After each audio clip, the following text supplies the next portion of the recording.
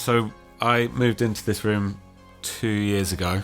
I had another pair of monitors, but they didn't really suit this room. I never used them. I was always using the KRKs instead of, they were just taking up space. I wasn't using them at all.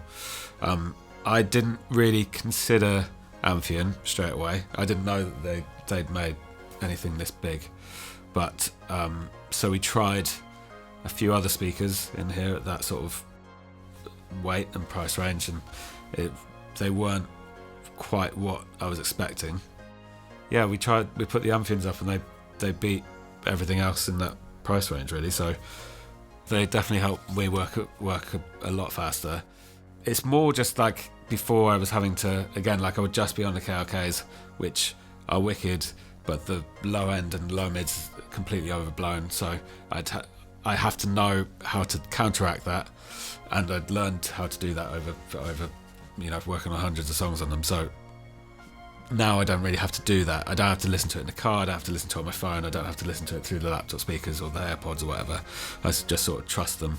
I think in general the mixes translate a lot better, a lot quicker, which is the speed thing again. I guess it's less about the outcome is different. I think the outcome is broadly the same, but it takes me less time to get there.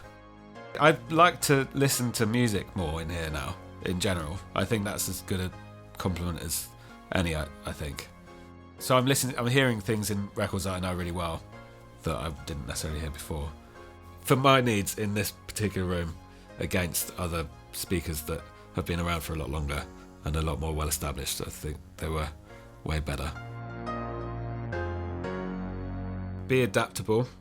I think I came up through the traditional studio system, which was great, being able to work on big desk and things, but now I was speaking to a young engineer recently, and he sort of asked me the same thing and same for some advice, and I was like, just get a decent mic and like a chain that you can stick in your backpack, and you go to someone's house and record a vocal that can be on a record. Like, I have to finish records in here. Like, I have to be able to make records fully in here if there's no budget to go elsewhere. I would love to go and record drums on everything or record strings on everything, but that's not the reality. And like, you can't. If I have to say no, then that's like a song that's not coming out, and that's not what we're trying to do, really. So I think you just have to be adaptable. It's always a pleasure working with Ed on everything. I'm proud of anything I get to work on him with. The one that I really like off of Divide that we made is called Hearts Don't Break Around Here, and that's because that was just the two of us that made that together. And it's not like a big single or anything, but I just think it's a wicked song. It's a good turning point for our relationship as well. I think it was when we first started to understand each other, which is nice. I mean, that we had like a CL1B, an LA2A, an 1176, a Distressor. It was like all just picking all the things that you potentially would need, particularly for vocal stuff. But yeah, it was like I said, it was completely over spec in case we wanted to do more things in there, but mainly it was just recording one mic. Me and Maisie have made a lot of songs in a lot of different ways. So like BSC, for example, we started that in a place called Decoy in Suffolk, and that was with our friends Brad and Jez, and they'd started playing something on the keys in the live room, and we sort of riffed off that, and then we came back to London. We added Maisie's band to it.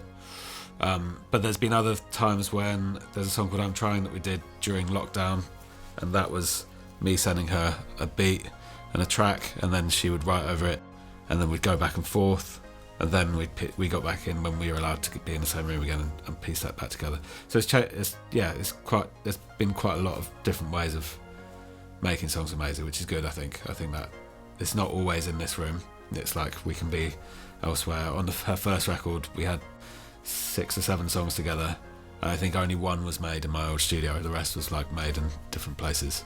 We've been working together a long time. It'll be 7 years this year. So she was 18 and she's now going to be 25. So that's changed a lot in herself. We used to work for 16 hours a day, and not go to sleep and all that sort of thing. Now it's a bit more considered, and she has a life outside of the studio, which naturally informs the writing process better as well. So yeah, that's changed a lot over time as well. Like, we've spent a lot of time on this new record just focusing on the songs first rather than the production, and we'll get into that eventually, but it's yeah, that's changed a lot over time, I would say.